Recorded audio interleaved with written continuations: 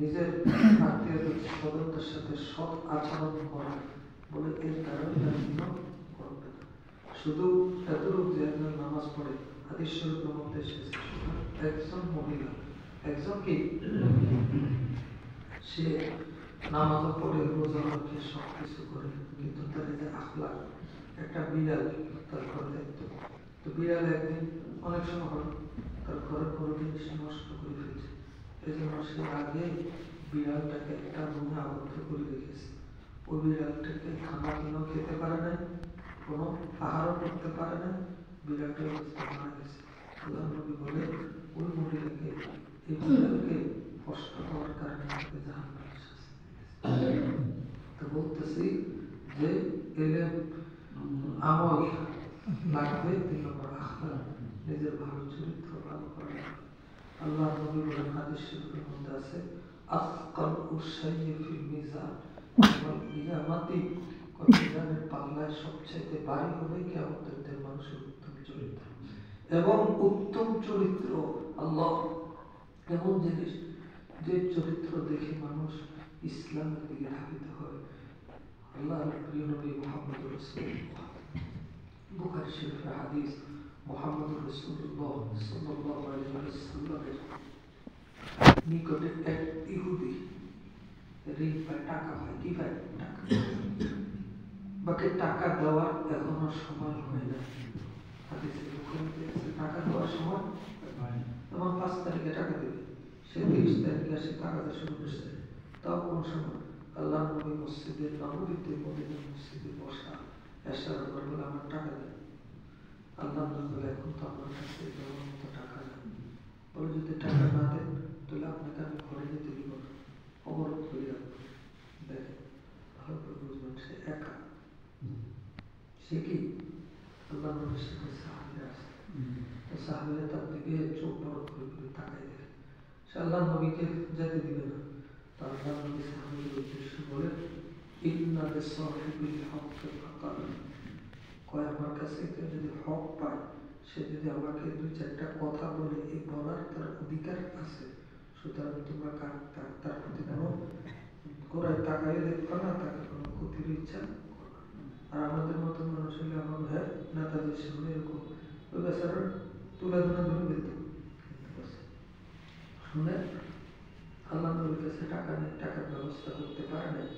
এখন সে নবীর পথটা অবরোধ করে দিচ্ছে, বাসায় যেতে আল্লাহ নবী বসে দিয়েছে, সারা রাত ব্যবস্থা বসে দিয়েছে। যখন রাত্র শেষ হয়ে গেছে, সে আল্লাহ নবীর নিকটে গিয়ে ক্ষমা চাইছে। আল্লাহ নবী আপনি ক্ষমা করবেন, বলে আমাকে কালিমা পড়াই দেন।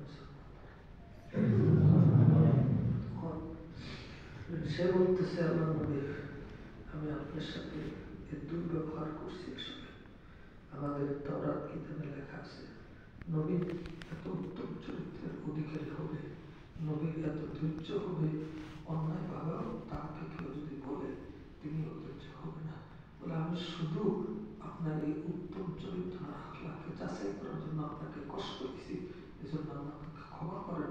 আমি পরিপূর্ণভাবে আমাদের কিতাবে যে আপনার চরিত্র আখলাক লেখা ছিল পেয়েছি, আমাকে এখন মুসলমান সে কালিমা পড়ে গিয়েছে। এজন্য আমার মাদ্রাসায় আমরা পড়ার সাথে সাথে এলেমও শিখতে হবে, আমলও করতে হবে, এখান থেকে উত্তম চরিত্র দিতে হবে। মাদ্রাসায় আমি পড়ি, আমি যদি মা বাবার সাথে নজরুল্লাহ দুর্ব্যবহার করি, তো আমার পড়াটা আমার জীবন গড়ে না। মাদ্রাসায় পড়ছি, আমি যদি আমার বড়দের সাথে যদি তাদেরকে সালাম শ্রদ্ধা না করি, তো আমার জীবন গড়ে না। আমি মাদ্রাসায় পড়ছি, আমার বাইবেল আত্মীয় স্বজনের সাথে আমি যদি সুসম্পর্ক না রাখি, আমার কিন্তু জীবন গড়ে নাই। পড়া হয়েছে, গড়া হয় নাই। কিন্তু এই প্রতিষ্ঠানে কিন্তু এই গড়ার জন্যই সব কিছু এখান থেকে শিখবে। আর সে যদি শিখে যায়, গড়ে যায়, তাহলে তার জীবন ধন্য হবে। এজন্য মৌলিক বোঝে বলছি মাদ্রাসায় কয় জিনিস হয়েছে, পড়া আর হয়েছে কি গড়া। পড়ার সাথে সাথে জীবন গড়তে হবে। গড়ার জন্য সহি এলেম লাগবে, গড়ার জন্য এলেম অনুযায়ী আমল লাগবে, গড়ার জন্য আখলাক লাগবে। কি লাগবে? এগুলি আমাদের মধ্যে আসার জন্য 2টা জিনিস লাগবে। বলেন কয়টা জিনিস? 2টা জিনিস মনে রাখবেন। 1 নম্বর লাগবে আমার মধ্যে আসার জন্য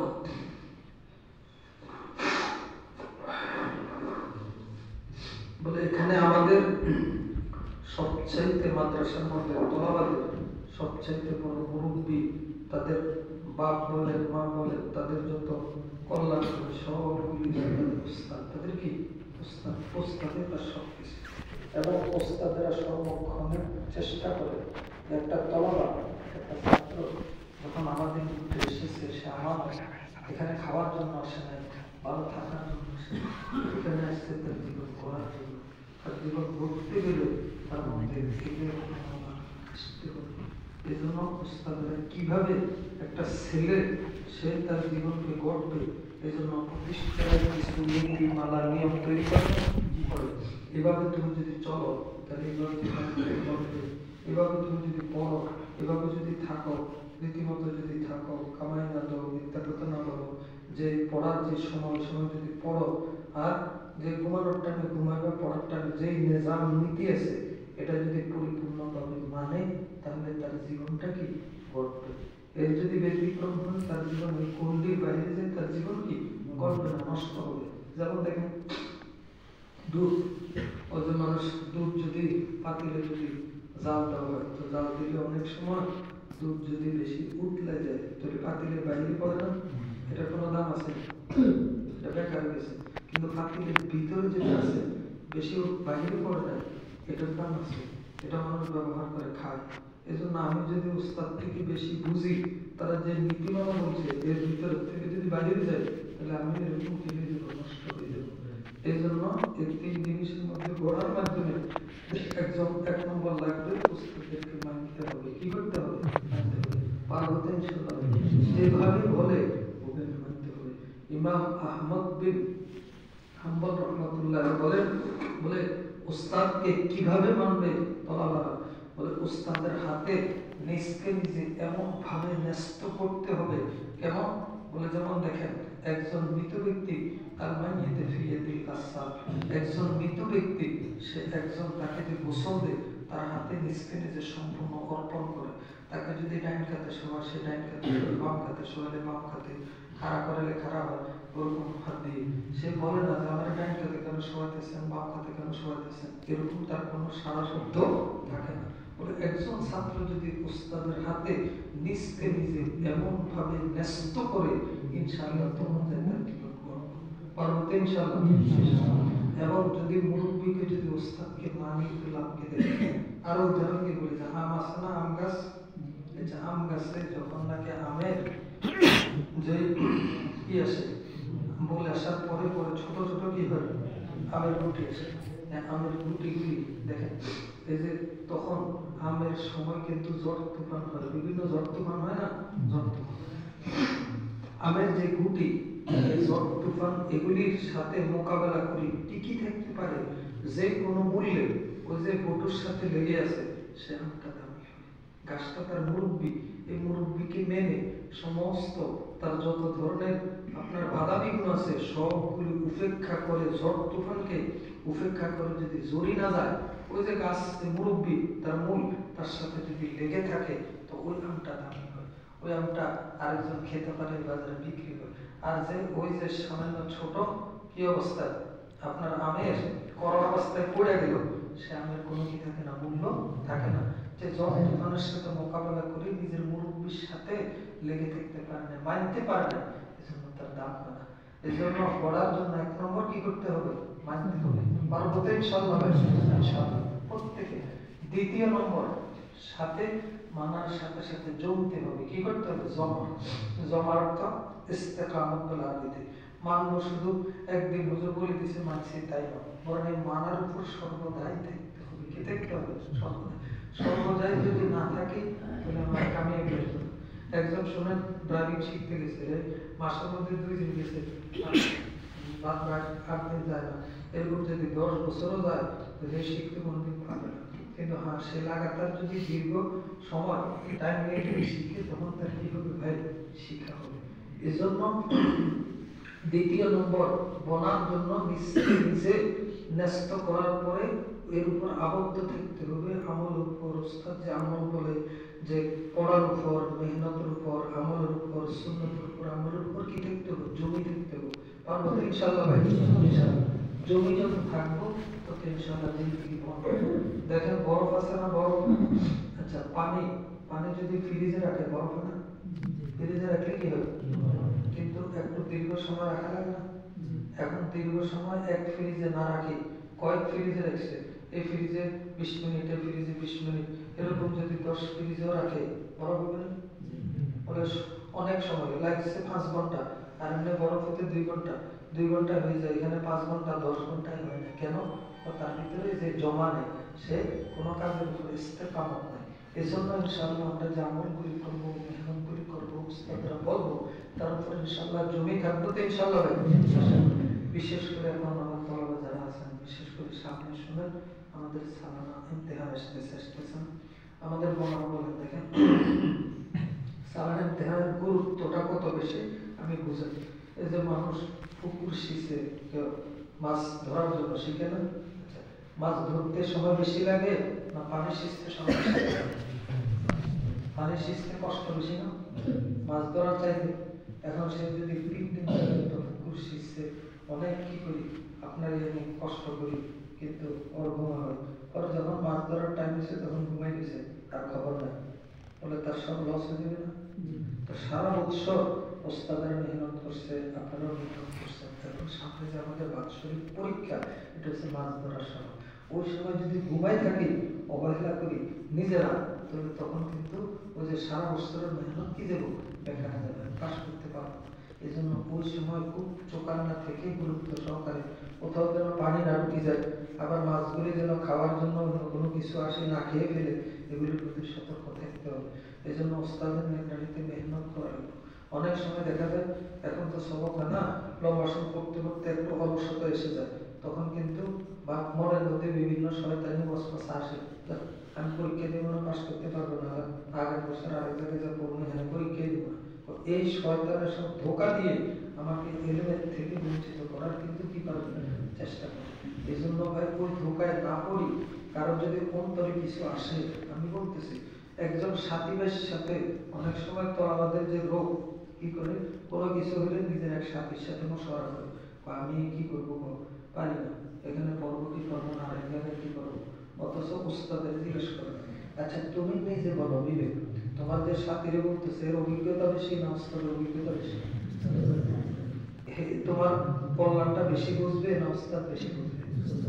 এই জন্য তুমি তখন শয়তান তোমার ধোঁকা দিবে, উস্তাদের সাথে পরামর্শ দিবে না, কিন্তু তখন তুমি সাথে সাথে উস্তাদের তোমার জন্য যেটা খায় উস্তাদ পরামর্শ দিবে, দিয়ে কোনো ওয়াসওয়াসা আসবে, কিছু কথা বলবে, উনি তোমাকে পথ দেখাবে, তাহলে তোমার লাভ হবে। এজন্য কোনো সময় এরকম করতে করতে অলসতা আসলে সাথে সাথে 2 রাকাত নামাজ পড়ে আল্লাহর কাছে দোয়া করবা। আল্লাহর কাছে কি করবা? দোয়া করবা, আল্লাহ দিলের ওয়াসওয়াসা দূর করে দিবে। আর সবসময় হুজুর সাথে, আমলের সাথে, সুন্নতের সাথে থাকার চেষ্টা করবা, ইনশাআল্লাহ আল্লাহ পাক অন্তরের ভিতরে নূর দিবে। আল্লাহ পাক আমাকে আপনাদেরকে কিতাবের উপর আমল করার জন্য তৌফিক ইনশাআল্লাহ দান করুন। আলহামদুলিল্লাহ والصلاة والسلام على وعلى آله وأصحابه أجمعين. ربنا ظلمنا أنفسنا وإن لم تغفر لنا وترحمنا لنكونن من الخاسرين. ربنا فاغفر لنا ذنوبنا وكفر عنا سيئاتنا وتوفنا مع الأبرار. يا পাক পরওয়ারদিগার, তুমি আমাদের ক্ষমা করো আল্লাহ। হে আল্লাহ, আমাদেরকে রাত ধর্মের কোনো অন্যায় থেকে তুমি হেফাজত করো আল্লাহ। হে পাক পরওয়ারদিগার, এই মজলিসে যারা উপস্থিত সবাইকে তুমি কবুল করো আল্লাহ। আমাদের আব্বা আব্বাকে তুমি ক্ষমা করো আল্লাহ। খাস করে এই প্রতিষ্ঠানকে তুমি কবুল করো, প্রত্যেকটা তলাবাদেরকে তুমি কবুল করো। এই প্রতিষ্ঠানের জিম্মাদার হজরত, প্রতিষ্ঠানের পরিচালনা কমিটি, প্রতিষ্ঠানকে যারা মহব্বত করে, প্রতিষ্ঠানের প্রতি যারা পরবর্তীর যে কোনোভাবে সহযোগিতা করে, সবাইকে তুমি ক্ষমা করো আল্লাহ। এই উসিলায় তুমি আমাদেরকে বলা জাহান্নাম থেকে মুক্তি দিয়ে জান্নাত নসিব করি আল্লাহ। আমাদের নাজাতের ব্যবস্থা করি। হে পাক পরওয়ারদিগার, হে মেহেরবান আল্লাহ, প্রত্যেকটা তলাবাকে তুমি কবুল করো। তাদের জেহেন জাকাতকে বাড়াতে বলা, হে পাক পরওয়ারদিগার, তাদের জেহেন জাকাত বাড়াতে বলা, প্রত্যেককে বলা আদমে হক্কানি রব্বানি বানার তৌফিক দান করো। যত দিনই মারাকাজ মাদারের সবগুলিকে তুমি কবুল করো। আমাদের জামিয়া ফাজিলকে তুমি কবুল করো আল্লাহ। প্রত্যেকটা তলাবাদেরকে তুমি কবুল করো, আসাদাদেরকে কবুল করো, আমাদের যত ফারিগিন মুহিব্বিন মাওলা সবাইকে তুমি কবুল করো মাওলা, যাদের প্রেমকে তুমি কবুল করো মাওলা। এবার পরবর্তীকাল যত দিনই মারাকিজ মাদারিস এখানে যে সমস্ত ভাইরা উপস্থিত মাওলা, প্রত্যেককে আল্লাহ তুমি দিলের প্রত্যেকের দিলের উদ্দেশ্যকে পুরা করে দেও মাওলা। মাদ্রাসার সাথে মহব্বতের উসিলে মাওলা তাদের প্রত্যেকের নাজাতের ব্যবস্থা করি মাওলা। প্রত্যেকের কাজকারণের ভিতরে রিজিকের ভিতরে তুমি হালাল মাওলা তুমি বরকত নসিব করিও, ঘরের ভিতরে তুমি শান্তির ফয়সালা করো মাওলা।